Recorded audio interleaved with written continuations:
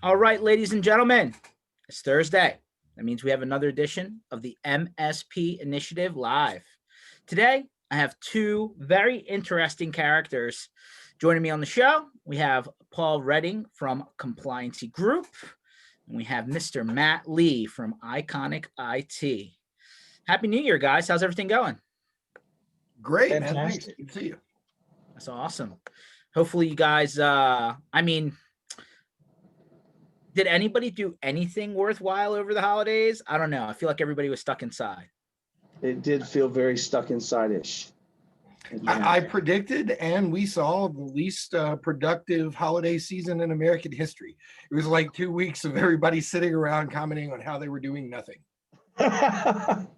Yeah, we did not do much. It was a continuation of the same. I was actually commenting the other day. It doesn't feel like we really had holidays like we normally would, right? Like it just not that memorable turkey or seeing grandma or you know what I mean. Just those things just didn't happen. So yeah, no, totally get it. Well, I mean, hopefully we don't have a repeat for for 2021, right? So today's topic is security doesn't equal compliance. So I'm going to unpack that a little bit because there's a lot of places to go. We've obviously seen a lot of activity in the, headlines, if you would, over the last, let's even call it 2 weeks. Let's call it 4 weeks. Let's call it end of 6 2020. months. Yeah, I was about to say it's really been since March of last year when the pandemic started that this has all started rolling. Yeah, and like there's a lot of people saying that there's a straight up cyber war that's happening right now, right? At a government level. And of course, what happens is that, that may be trickled down into the business community, right? Because, the government's not running on their own. I mean, everybody's created software that they're using, businesses are using, individuals are using, right? I mean, it's kind of all over the spectrum. So, I mean, not to, repush old conversations and old headlines, but, there's no question that when we talk about cyber, and we've heard it a lot, that you need to start with you first before you can go anywhere else. Does anybody disagree with that? No, that's absolutely, I think, true. So if the MSPs don't have their house in order, it does, like, you're basically, you're trying to give advice without taking care of yourself, right? It's like the old, hey, like you're the doctor giving everybody else prescriptions, but you're not worrying about your health. So cobbler's shoes, right? Exactly. That's what I was trying to get to. So I would love to get an idea from you, both of you, right? On right now, beginning of the year, we're still just about halfway through January and people are still starting to get their years underway. If you didn't already have it done, what should MSPs have checked off their list from an internal housekeeping when it comes to having their house in order? Yeah, I'm going to do I'm going to do a SQL code injection here because I'm going to answer it really quickly. I'm going to put a little colon after it, and I'm going to add what I want to talk about as well. But I think that you should probably start looking at doing 2FA across the board as a primary first option. But I do want to keep this true to the topic, and the reason I want to kind of take what you started unpacking and go a little further is that the things you're talking about are efforts to win in a security perspective. And the definition of security for me, I think, is very poignantly painted out by you by saying, we've seen a lot of cyber lately. We've seen a lot of headlines. Guess what those are? Those are failures of security. Those are points where the security has been bested, the controls that have been put in place have been bested, and more importantly, it's now publicly known, right? I think that's where we are with that from a security perspective. But that's security. Trying to stop the bad guys from being in is security. Compliance, however, is some construct made from both regulatory organizations and government entities that hopes to elicit security in the vacuum of anybody giving a crap about security. And I think that that's where those are so at odds, right? And I'll give you an example. This goes back to an early Child Protection Act, right? That said, listen, schools must have content filters. Check. Guess what it didn't say? It didn't say they had to work It didn't say they had to even be functional. And so an open source company was used like 80% of the time, keeping in mind that, 90% of statistics are made up 80% of the time on the spot. But, understanding that a huge swath of schools just put in what was free and checked the box, and it did nothing. And I think that's the difference between compliance and security is you have someone making a framework that they don't understand how it impacts the outcome of whether or not someone wins in this fight. Anyways, Paul, I'll turn over the question. I totally hijacked back to you, but no, man, I think that was really well said. I think what's funny is what my response was going to be to the initial question is yours is more like, a micro individual transaction you do now, implement 2FA. Exactly. Mine is really at a higher level. Guys, if I know there's no rules out there that say you must adopt a cybersecurity framework, but right. We in the MSP community as a whole, you need to start with taking a cybersecurity framework, whether you realize you're in a regulated sector like HIPAA or not, and adopt that inside your business. One of the recent things that happened literally like in the middle of all this turmoil around the election, everything happening in Washington last week, they still inked out a bipartisan bill. It's crazy because it's a 2-page law with no pork included. I didn't know that still happens. It's bipartisan. We all know that doesn't happen. Yet right in the middle of it, Republicans, Democrats, and even the president all signed this thing that says now Health and Human Services and OCR in a HIPAA audit must first factor in whether you have adopted a cybersecurity framework. This is the carrot before the stick. This is the beginning of compliance fixing what you're talking about. Because historically, the problem is the compliance really doesn't recognize that some of the stuff they're making you do doesn't help you win the fight. They're so entrenched in the day-to-day legalistic crap down there in the bottom that they're more worried about whether or not you have BitLocker turned on somebody's computer that can't access PHI than they are whether or not you've replaced your passwords with 2FA. It's coming to a head. This war is going to make things change.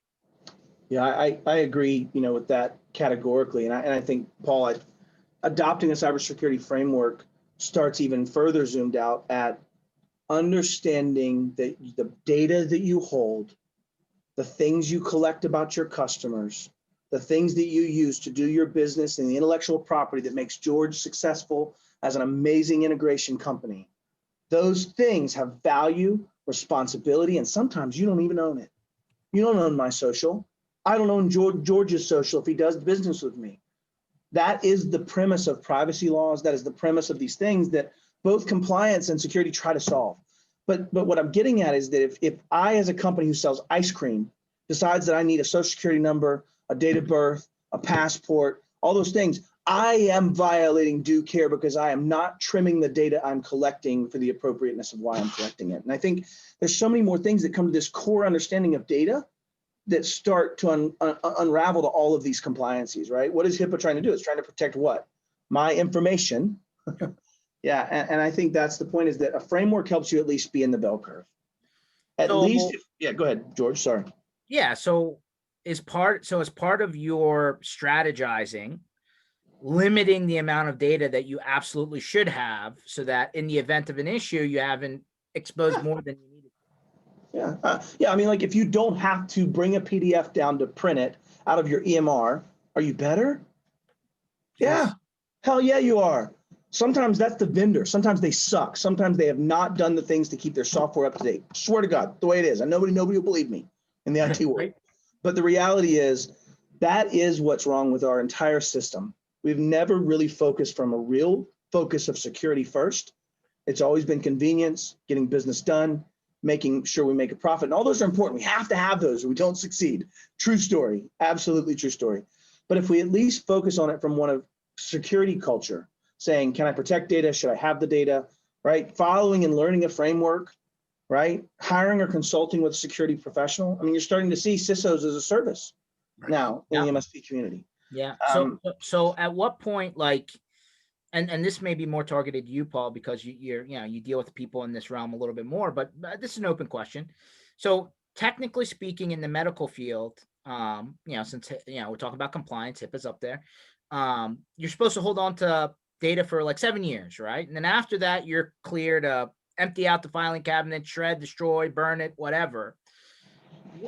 let's say there is no metric right now from an MSP standpoint. How long do you keep documentation? How long do you keep password for? I assume forever, right?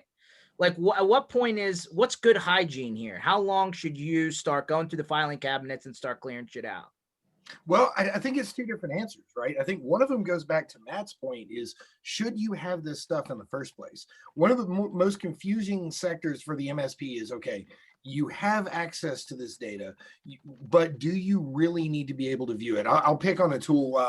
For example, people go out and sell, Axion has their file share program, right? Anchor. You go out there, you set it up. For ease of support, you can actually set it up to where your technicians can go in and find this specific file, see the file, pull it down for the customer and give it back to them.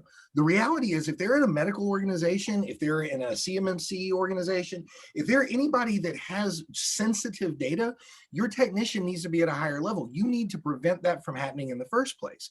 You can't see, you can't touch that data. So for the MSP, documentation, PHI being two different things.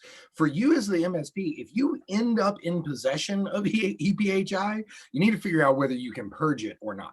You shouldn't have this stuff. That should be your backup vendor that's got it. Sure, it goes to Datto, but there's no reason in the world that an MSP should have a medical record, even if you support EMR, which I know a lot of people out there do. It is, if it's more convenient, it's still more dangerous for you to pull that stuff in. Now, the documentation, your point is real. There is no law, rule, or requirement that says you have to keep any of this at all. I think that the general rule of thumb, if you look at most compliance standards, is 6 or 7 years. But one of the problems in the MSP community that I think we're kind of like harping on here is most MSPs are not willing to turn that focus back on their own organization and look internally and say, do I have data retention policies? I talk to MSPs every day that want to first say the data that I hold is really not that valuable. Yeah. Really? Yeah. I mean, I don't think I disagree. It would be to me if I'm wanting to attack said companies. I promise you that. Correct. It's amazing even on email though, guys, right? I mean, I know business owners of companies outside of the IT space that say, hey, I'm only required to hold on to certain records for a certain period of time. I'm looking at my email the same way. And every year, at the beginning of the year, they say anything older than this, dump it from the backups, dump it from the server. I don't want it to exist. It's gone. Yeah. I mean, I want to take a second to go back to your first question, because this kind of illustrates something that I've been landing on as a theme just recently, in the sense that, I feel like corporate life cycle of understanding of cybersecurity is about 7 to 10 years outside of us, right? In that range of 7 to 10 years ahead of us. Most people here wouldn't know what a CASB is. Right? Most people here wouldn't know what, some of the new and more modern things that really have been being used, right? OIDC, SAML has been used for 10 years, 15 years in the corporate space. And this is kind of another of those examples, right? Because this is just data lifecycle management. There's a term for it. It's in the CISSP, right? It's just, when do I collect? What do I collect? How long do I keep? What are my retention requirements? And how do I destroy? And what do I destroy? And when do I destroy? And who owns it? Data owner does. Do we even do any of those things? Do we even have any of those things defined for our clients? I would guarantee you we don't. And I think the point is that we are actually at this precipice of needing to understand and not understanding. And I think it's really hitting us pretty quickly. Even our friend Alan pops in. He's like, well, how many VoIP-based phone systems with fax support keep a copy of every received fax page ever received?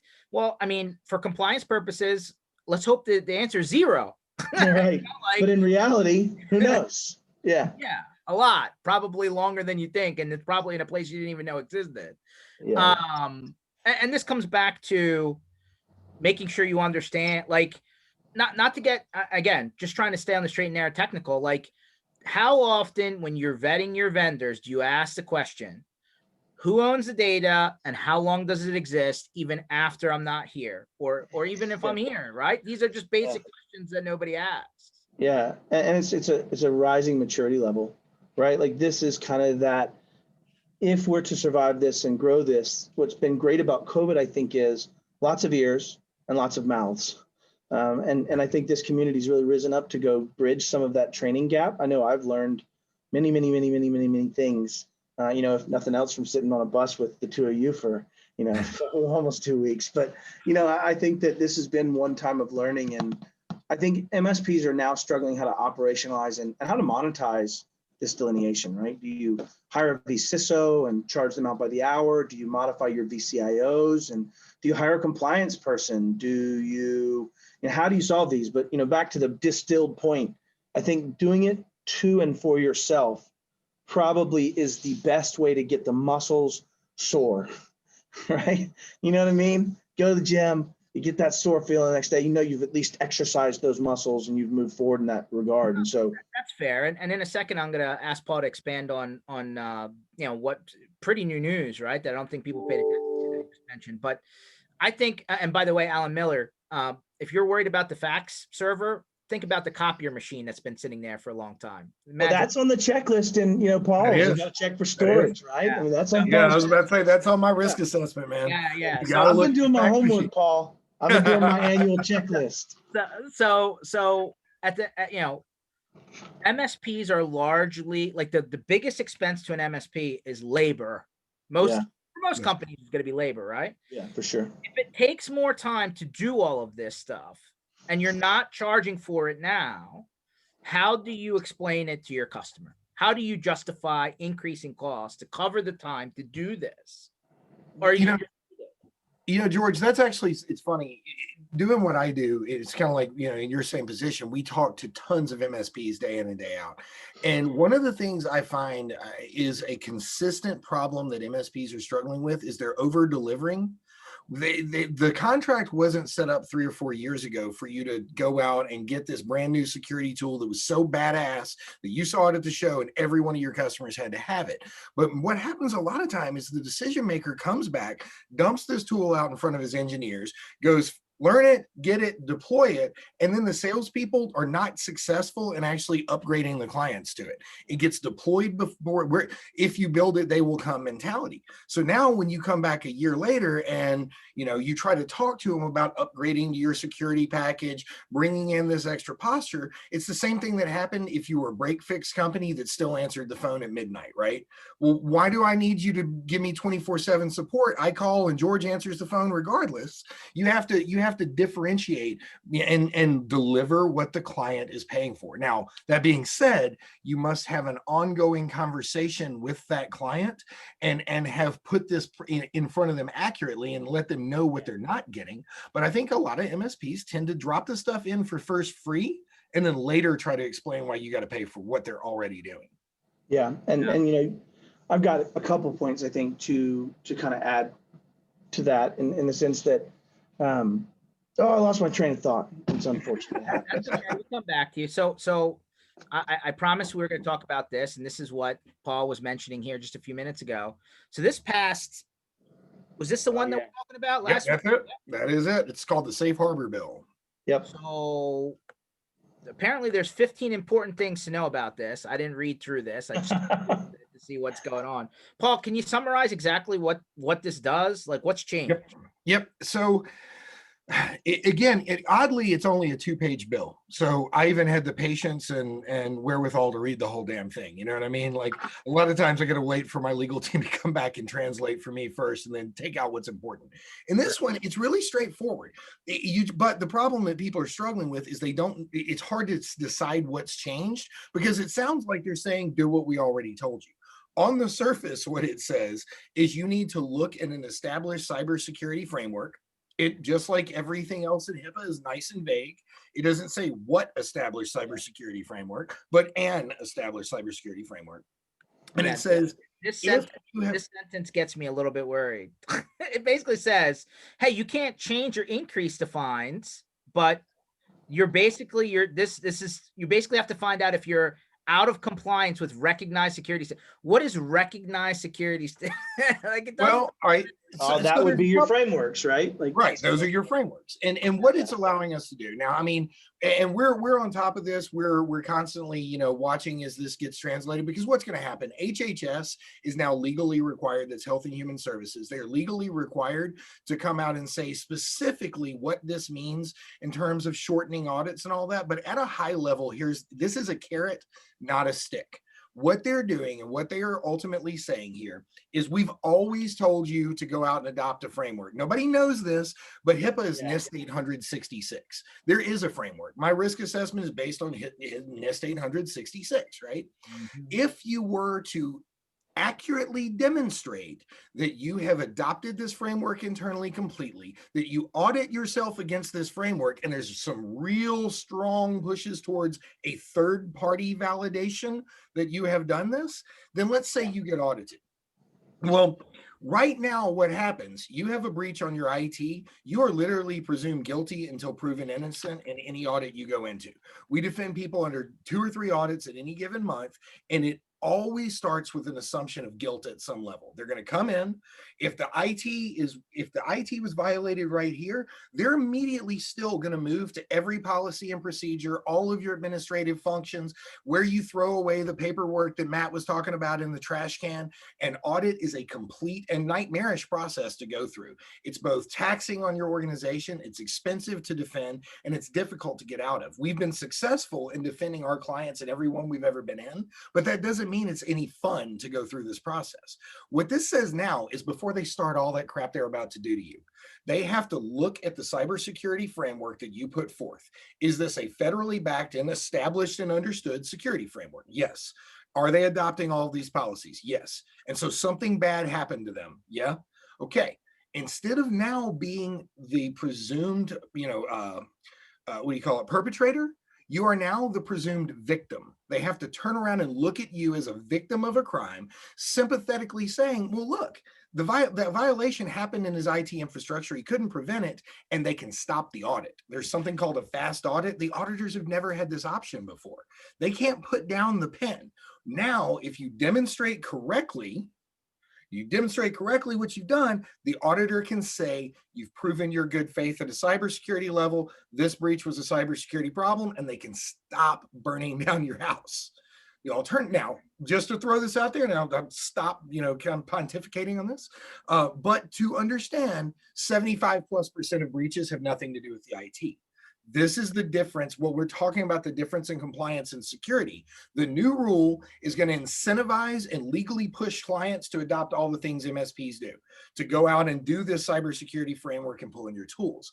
But understand, 75% of the time, an organizational failing, a human being doing something stupid, something inside their organization can cause that problem. So you must still implement your compliance controls. It's not a get out of jail free card to have no policies. It says we may not read every word of every policy if it came in through a protected system, essentially. So basically, in a nutshell, boiling it down, what you just said, I learned this from you on that bus we were talking about. If you get a certified letter in the mail saying you're getting audited, because that's what happens, right? They're not showing up in your front door on day 0. Right. I think you've said before, if somebody shows up at your front door, it's already over. Well, when they get to the physical side of this audit, they're now back again obligated to be there to pick you apart. We have often ended audits before that part ever happens, or you simply submit your physical security. So yeah, like this is a place where you may not even go down that path at all. You may get a letter, demonstrate, pull out of our report. Here's your cybersecurity framework you've done. Here's a copy of your last risk assessment. There's one thing I want to add to this though, guys. This is not you start tomorrow and you're covered by this today. You have 12 months of history you must demonstrate. So this is your clients have to get ahead of this and start this process now. So by the time these guidelines are clear, they're working on this. You have to show 12 months of that framework completely in place in order for this to happen. Wow, I think that's part of the new stuff, right? Like yes, that's correct. That is correct. That is one of the new rulings, is this 12 months review. So I'm gonna simplify that one. Back in the day, they had a program, at least here in Pennsylvania, called Cash for Clunkers. Yep. As soon as your engine turned, they'll take the car and they'll give you at least $2,000. Yeah. But in order to qualify, you had to show 12 months of car insurance on the clunker. Like if it was just sitting in your driveway uninsured, no go. It had to have insurance on it. So it's basically a similar idea. But Cash for Clunkers 100% on point, George. It's great. I haven't thought about that in like 15, 20 years. But yeah, like think of it this way. Normal unaudited compliance frameworks, NIST 800-171, self-audited, right? I say, yes, I'm good. Those type of frameworks allow compliance to be even further unequal from security. And I like to say it this way, compliance is what gets the profitability in the front door. Security is what keeps it from leaving the back, right? And I think that delineation is pretty poignant, okay? But the point is that the compliance side of this is what can be audited or unaudited. So anybody that's not in this world deeply, you have your non-audited frameworks, and then you have your audited frameworks. CMMC is going to be an audited framework. SOC 2 Type 2 is an audited framework, right? HIPAA, not an audited framework. That's a you're guilty if you had something happen unless you do certain things. They're finally putting some things in that let you protect yourself. And what's really great about this, and I swear I didn't say it even though it's recorded and it's everywhere, is that you can be absolutely not secure yet compliant. Absolutely. This is a huge problem, and it's absolutely true.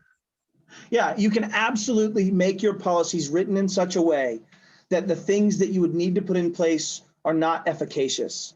And the problem is the people auditing it, and then even worse when they're never audited, have no way of discerning, is this going to stop it? Unlike Connect 4, if I put a block there and I know that the red ain't gonna fall there because blue's already there, that's not the way this works in our world, right? There's lots of holes. It's not even like an airplane where they can say wind dynamics do this, wingtip dynamics do that. They can't say that in our world because the attackers are creative. They can attack the humans, they can attack the printer, they can attack the physical USB, they can attack the wireless, they can attack. And so ultimately, all we're just trying to do is categorize those places. I'm sorry. Let me pause you there. You've seen a Wi-Fi or Ethernet connected microwave? I have not. I'm sorry. Yeah, the microwaves. I've seen the blenders. I've seen that side. So yeah, IoT's here. Toasters, gotcha, baby. I mean, my sous vide downstairs is on my phone right now. I'm about to throw some ribs in the sous vide. Man, that soup's looking kind of cold. Give it 30 more seconds. I think the microwave and the blender just one step too far. A lot steps too far there, George. But my point is that all compliance has been trying to do and frameworks are trying to do is help solve the problem. I feel like HHS is actually set up for a worse problem for this. And it's a good thing for us. It's a good thing for our customers. I think all the things Paul points out. But I want to be counterpoint on this. It also allows someone to say, yes, I've adopted this framework. Stop looking under the curtain, right? Like we really have that layer with our clients in some ways. If our clients are trying to be 800-171 compliant, they simply refer to us. There's not very many times in an 800-171 that anyone would ever look at my documents. CMMC says, guess what? They're going to come look at your documents too, Mr. MSP, and you probably need to be a registered provider organization, and you probably need to be, right? And so they're starting to put these things in. All this is the struggle of the US government and our overall commerce to try to solve a systemic bleed in the femoral artery. That's the reality of it. And compliance, security, they're hopefully coalescing forces, but all I'm trying to point out is there's a lot of profit made in that gap. Sure. Right? So going back to your analogy, right? Compliance is like the front door and security is the back door. I like that. There's a whole building in between those two doors, right? Right. Exactly. But then let me throw a third cog out there, which is not necessarily part of the original thought, but where does legal regulations come into place, right? Like compliance and regulatory usually have gone side by side, but there's a lot of talk in 2020 coming into this year about our industry being not very well regulated, self or otherwise, and now it's still just a blind old man throwing darts at a pinata when he should have had a stick. I mean, I think the reality is that this is still just all grasps. Oh, the MSPs are the problem. No, the problem is people don't understand data. They don't understand privacy. They don't understand it at corporate level. They don't understand it at child level. They don't understand it at SMB. They don't understand it in the MSP. They don't understand it. And until we figure that out, you have no chance of stopping the bleeding. We have to understand data. We have to understand privacy. It goes to some of the things even you've posted, whether I agree with some of the statements or not, they go back to the same point. It's data, the hostage of that, the production of that. We don't think that way. We have been used to bringing in a notepad, right, if you will, and writing down on a ledger. Dark. Now he's back. I got her. Writing it down on a ledger, and now we transition to computers and think computers just become ledgers. We haven't made this delineation to say, no, you got to come steal my ledger. My ledger is now everywhere, right? I don't even think about assumed compromise, right? And I think that's some of the stuff that's going to be part of the language of the future that really help us bridge the building, between the front and the back doors. 100%. So Paul, I mean, from a compliance standpoint, and this is where there's a fine line between legal component and regulatory compliance. From a legal component, breach notification is separate of HIPAA compliance, right? Right.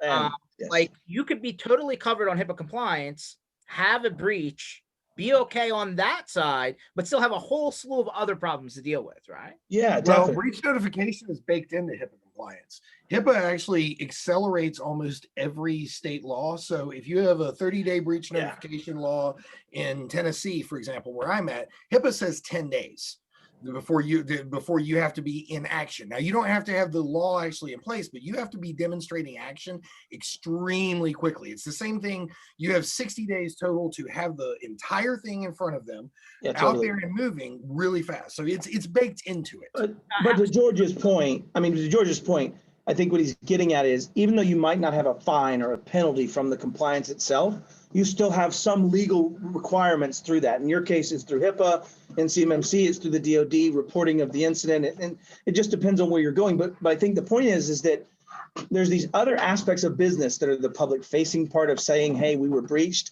and the fact that that's still stigmatized at this point, right? Mm-hmm. You know, you're right, Paul. The auditors may turn and look from the other side of the table, but clients don't. Right? They still have to think about Equifax. They still think about Home Depot. They still think about Target. I still talk about those, right? And yet that stigma, you know, there, but for the grace of God, right? Conversation, if you will. So anyways. So, you know, there's how does all of this play when your upstream vendor is the one that actually had the problem, right? This is a cancer. That's a cancer, George. I mean, that is a cancer, and I don't have a solve.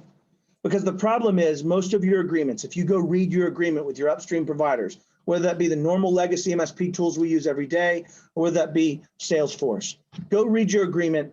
Most of those things have a lot of things that really take all of the protection away from you and really make it to where we are not co-delivering things. This industry has to change. We have to change to where the risk is equally owned, right? And a lot of that comes from privacy laws trying to solve it, but at the end of the day, you're trying to solve a problem where profitability is put in ahead of any type of data considerations and privacy considerations in most large corporations. So, but even just from I'm going to throw this one at Paul real quick. Even from a nitty gritty, Paul, whether it's SolarWinds, whether it's Microsoft, whether it's my antivirus vendor, whoever, if I didn't know a breach occurred, then I couldn't notify on it, even though it could be past the time period, right? Like, how do the rules apply to that? Time of awareness, usually. Correct. Yeah, it's time of awareness. This is, again, problematic for a lot of people because you become aware. Let's say you don't have a compliance and security mind first in your MSP. So you see what looks like a trouble ticket because you had this big outbreak of ransomware and you restore it back from backup. Dude, you became aware of a principal breach right then at that moment. You didn't notify the client. You become aware of it. You're now holding this hot potato. The reality is you have to have an incident plan, an incident response plan baked into your organization as part of who you are. If everybody thinks that all these laws, and this is more common than not in the direct sector, but there's this odd belief that compliance laws are meant to punish you, that they're punitive. So Right. HIPAA was built to like make you in trouble for going into medicine. It's supposed to improve your posture and prevent this shit from happening in the first place. But so what happens is these guys, there's an educational problem first. My kids are in school. They're not learning right now, even in first and second grade, the concept of personal privacy in a digital age.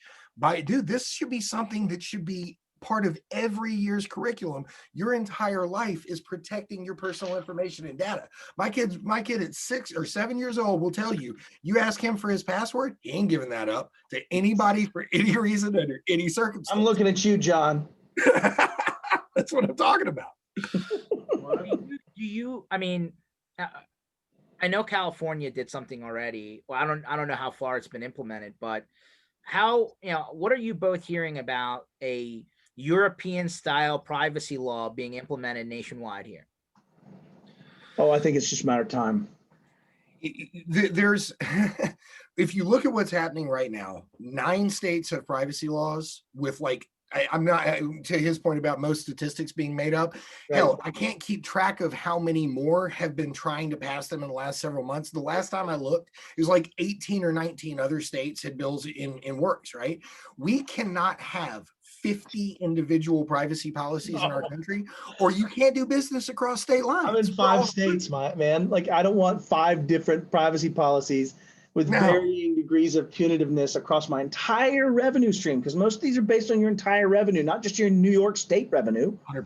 I might have 3 million in revenue there, but my 40 million is at stake, right? And that is the reality of these privacy laws. And I've said this, I don't want 50 masters, right? And that's the way we work in the United States. So I think, maybe I'm wrong and one won't happen, George, right? Because it might not gain that kind of partisan support that it needs for that. But, the states will continue passing them. And I think the states will continue to win and lose those to the Supreme Court, ultimately.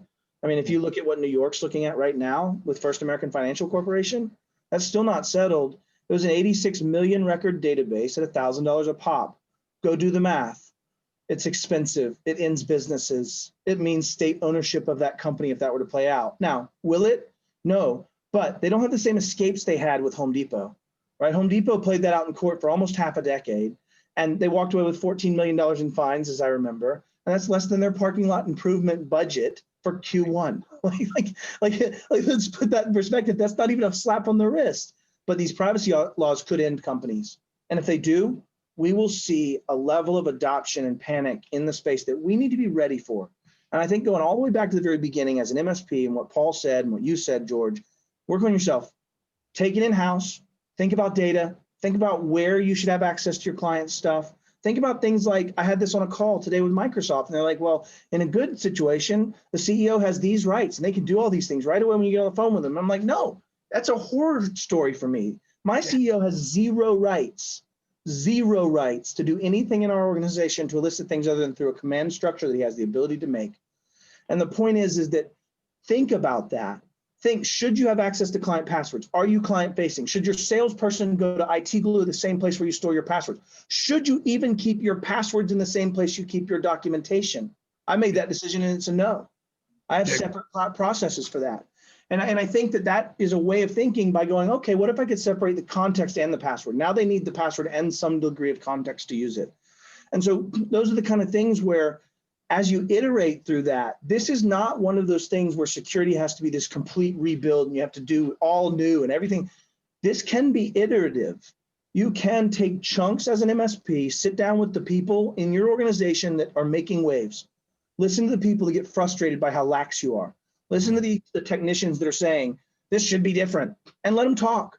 Sit down and go through a tabletop of how would you attack us, and start breaking that down and saying, how could I limit it? If I assume compromise, if I say, I know Paul has broken into my servers, how do I say to an organized person in a compliance status that Paul did not access data that would require me to have new and worse things done to me? Right. Those are the things where you have to think like that. And that's just new muscles for most people that are listening to this that I've met. Alan pipes in, he says, Home Depot paid way less than the cost to banks to reissue credit cards. No doubt. You're not wrong, funny, Alan. You're not wrong. You're not wrong. Yeah, that's actually that's great. And if you're a very heavy swiper on that credit card, they'll even overnight it to you. Yeah, very nice of them. So under personal experience. Yeah, hey, listen, when the credit card stops working, trust me, they want to fix it as fast as you do. That's right. Actually, when you stop swiping, they start calling, not to say that there's a fraud issue. It's, hey, is everything okay? What do we need to do to get you the refund? Anyway, I've actually had that happen, by the way. But I was like, well, it's COVID. Yeah, Chick-fil-A won't deliver right now. Like, no, I got cash. Anyway, so coming back to things, actually, Alan pipes back. I think that was one that cost me a card number. That's funny. 1987. Oh wow, yeah. 1987. How do you not have the same card number for that long? Yeah, that's nuts. I haven't had the same card number. What you meant. So is there such a way? So, like, let's say we fix our stuff, right? We as an MSP look in the mirror, figure out what we need to do, start moving down that road, and we have our insurances, and we plugging our liability, and we have our agreements. Yep. Okay, is there such a thing of, and let's use Paul as the example. Paul, can I go in, service my medical customer and say, hey, you've refused to do anything necessary to be compliant. That's fine. I'm going to do my part, right? I'm going to make sure I'm covered, but sign this saying that, if any, like I told you, you didn't, don't look at me if there's a problem. Is that even a possibility? That's a slippery slope, George. Oh, yeah. Very slippery slope. Is it conceivably possible that later your customer violates exclusively on their own, you don't get called into the audit, and this doesn't affect you negatively at all? It's conceivable. It's also just as conceivable that you yourself would get audited in this process before you get to show any letters or documentation or anything at all, because you are the IT service provider and they have a disaster of an infrastructure and they're going to look to you to explain this. I would argue that this is not a customer you want to keep. You know, I as an MSP, I know how painful it is to have to look at revenue coming in and decide that this revenue has to go away. Nobody enjoys that.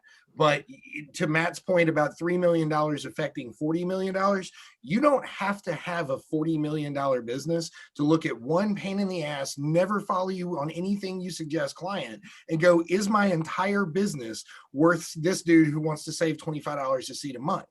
And down the road, is that client going to do this again and again and again? My experience with those people is every time you make a suggestion, they try to push back on price and cost, and it keeps them unsafe and you unpaid, and it's toxic. Now I'll be counterpoint, because what I'll say is I agree with you, Paul, but the other half of me, Matt, wants to point something out about how security and compliance aren't the same. Yes, great. That is 100% right, Alan. But the point is that due care is the conversation we're having here. I mean, when you're regulated under HIPAA and you have them come audit you, due care doesn't matter as much. I think that kind of comes into that piece. The cybersecurity framework will help and the letters might help. But back to that point, I want to say, oftentimes it's about proving you've done the due care, right? So if I said to that client, listen, you're absolutely not compliant. You're absolutely doing things we know are bad. We absolutely know that this is, if we don't get on this and we're on an action plan and we're talking, there's probably some degree of some defensibility from a due care perspective that can be made up from great documentation. And I'm only saying that to say, if you have those clients and you are dealing with it and you have not been able to execute what Paul has said, which is correct, you either get them to change or you change, I think you should write those things down, prove the defensibility, prove the advice, prove the things you're saying you're doing.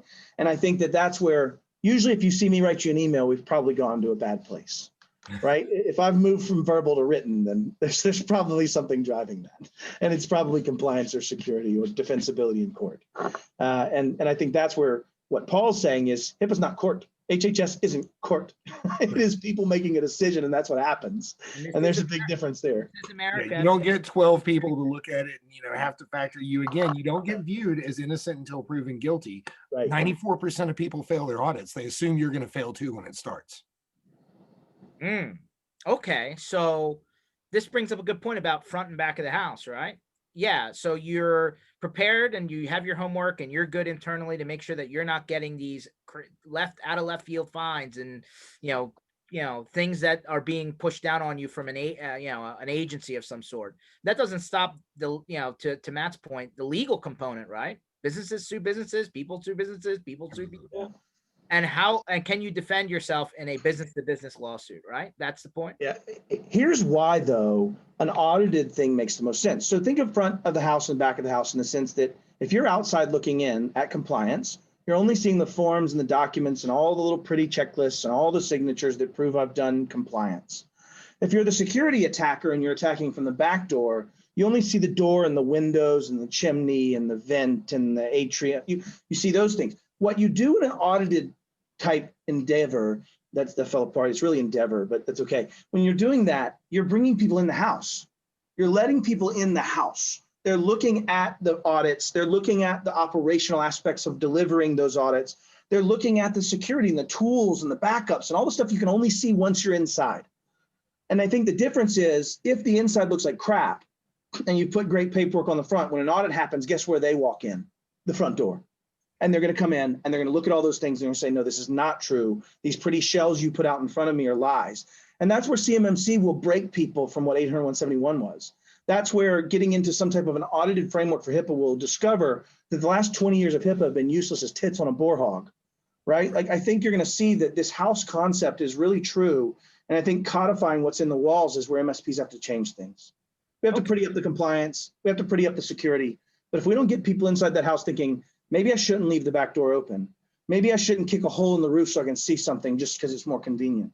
maybe I shouldn't walk. Like those are the things. And I think that's the analogy I kind of come up with in my head to explain this. So Well, okay, to Paul, go ahead. to kind of add to that, Matt, a recent find, it really illustrates what you're talking about. I don't know if everybody paid attention to what happened with SkyMed, but SkyMed it was a basically emergency medical transportation service. Okay, I did hear this one. Yep. So they left an elk stack database unsecured. Yep. For over a year, after they were told that the database was unsecured by somebody that worked there and said, look, this is wide open. They didn't do any risk assessments in the meantime. They didn't have policies and procedures one in place. But what they did do is they bought a software tool I'm not going to name. They ran it. They did a couple of scans against the server, and they put a seal of compliance on their website. Yep. And they said, we're compliant. What's funny is if you look at so what happens? They get fined. It's like only showing some of the living room you cleaned up and not showing all the boxes you stuffed in your cousin's room, right? Like exactly. Yeah. And what happens? Even the FTC got involved in this. So they actually got hit by the Fair Trade Commission for false advertising. And if you read the complaint, back to the point about CMMC, the FTC says that by putting the seal up, it insinuated a government agency or third party had validated their compliance program.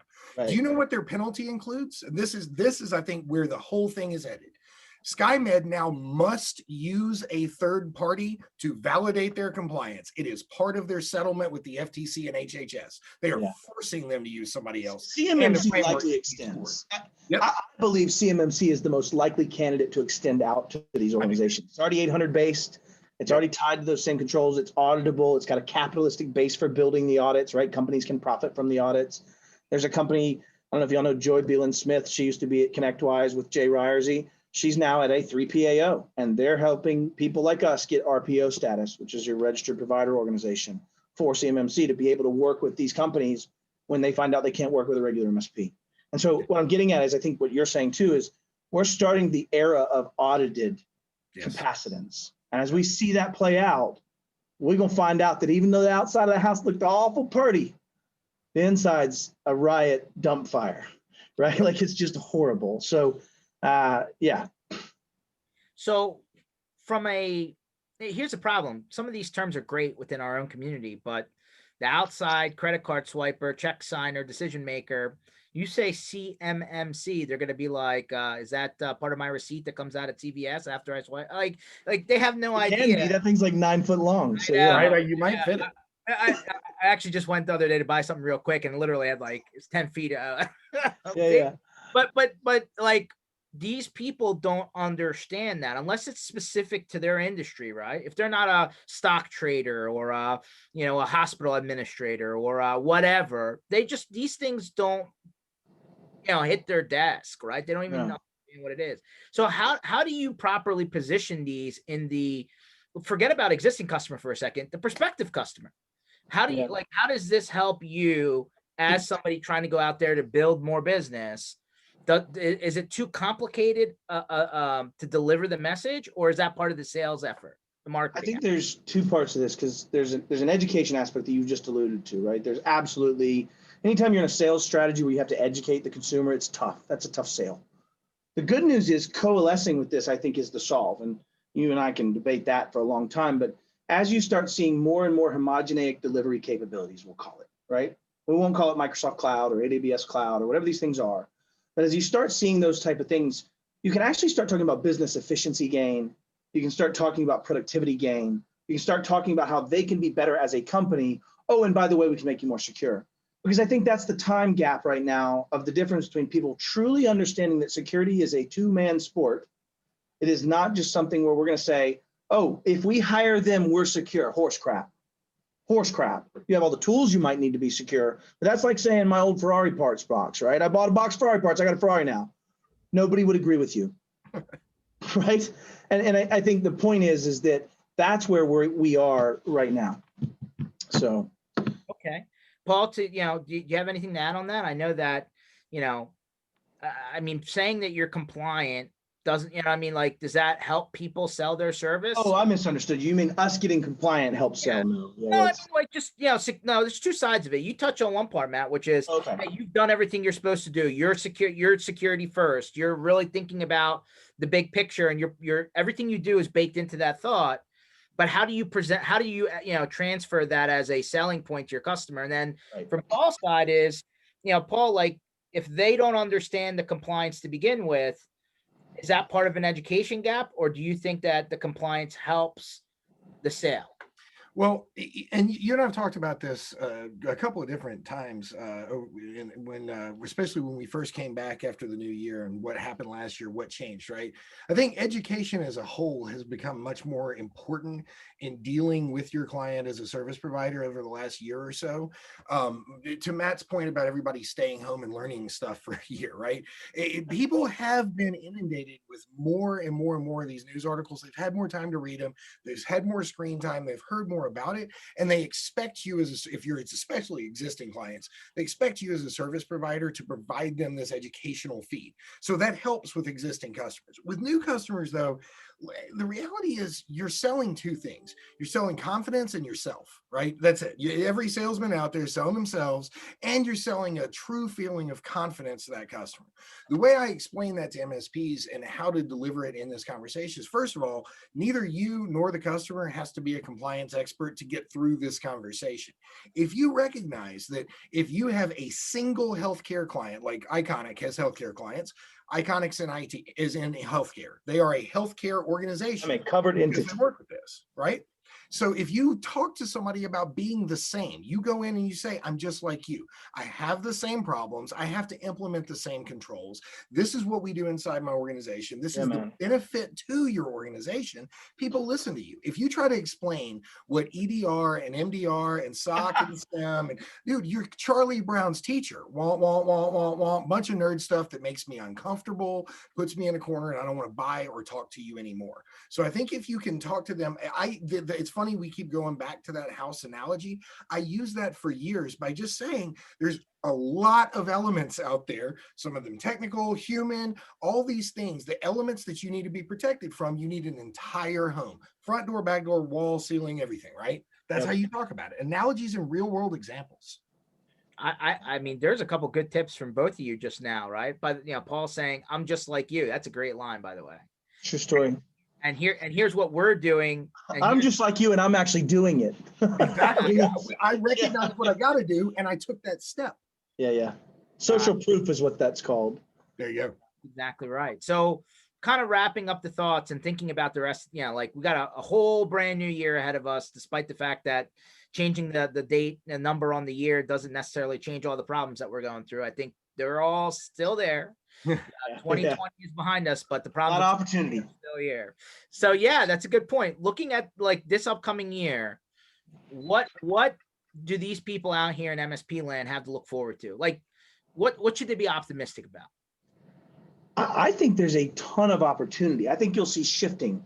I'm one of those people that when you toss a lot of pieces in the air, oftentimes time's slow enough you can put them back in a way you hadn't imagined before. And so I think that there's a lot of things like having maybe relationships with 3PAOs to help make it easier for your clients to get through a compliancy, right? Because they know you. Making it and working with policy or compliance people and making margin on those things, right? If you guys look at anybody in manufacturing has seen the outcome of the DFARS interim ruling back in November that's driven these people to go, I got to put in a score and tell everybody I've been lying for 5 years. Help, please help now. I'm really serious. Well, good. That's money, right? That's opportunity. And so I think there's a lot of that. I think at the same time, you've got a ton of people that have just been through one of the shittiest experiments in their entire life.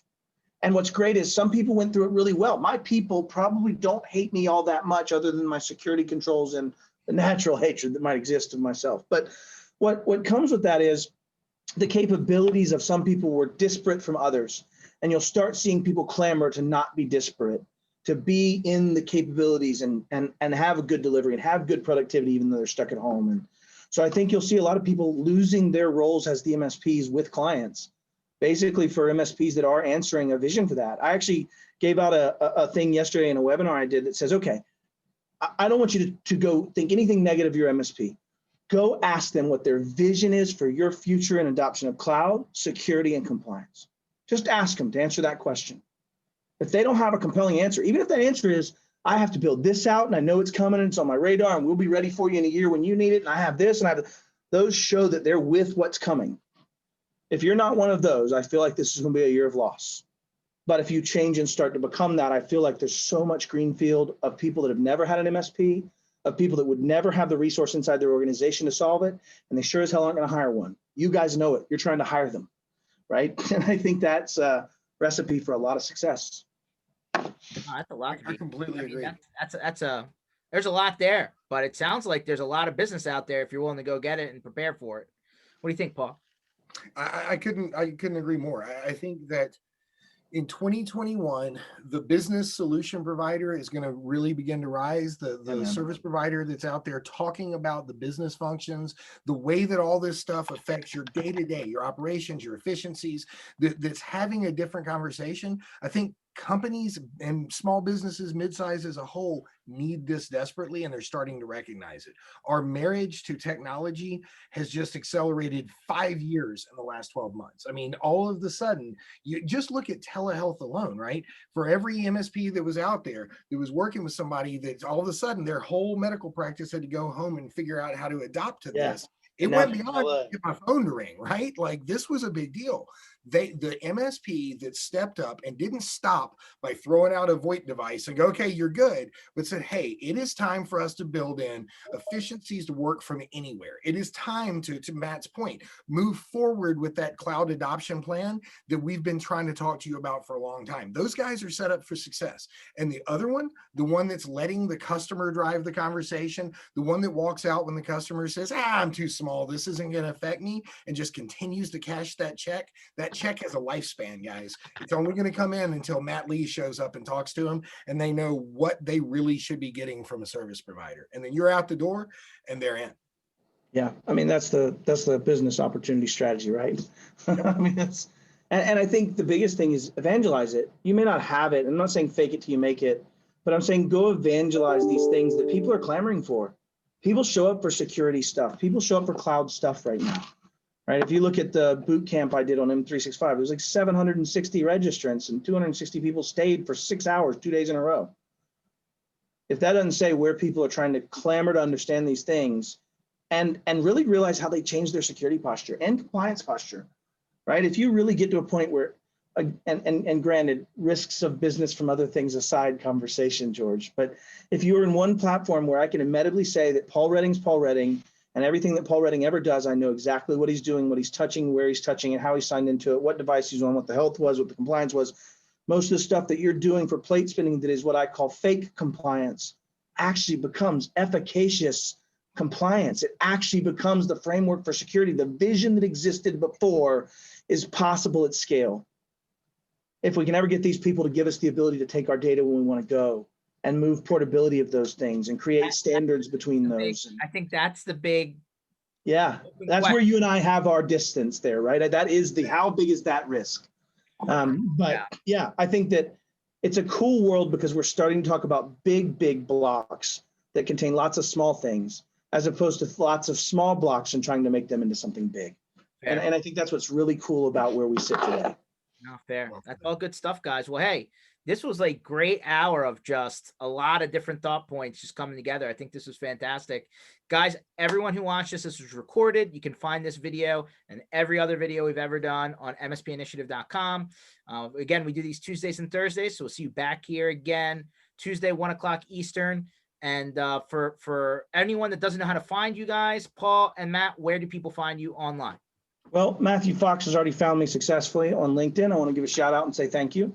I'm only LinkedIn. I live a little bit on Facebook. That probably dies soon for actually privacy reasons, not necessarily nascent political reasons. But I believe LinkedIn is the best answer. I'm not known for succinct answers. Sorry. LinkedIn. Short answer, LinkedIn. LinkedIn, or I'll go ahead and throw it out there. I'm also Paul at compliancygroup.com. We're not super creative with our emails there. So you can reach out at Paul at compliancygroup.com or LinkedIn. And I'd love to talk to you. Appreciate your time, guys. Enjoy the rest of your day. Hey, thanks so much. Appreciate it. Good to see you guys. See you in a couple hours.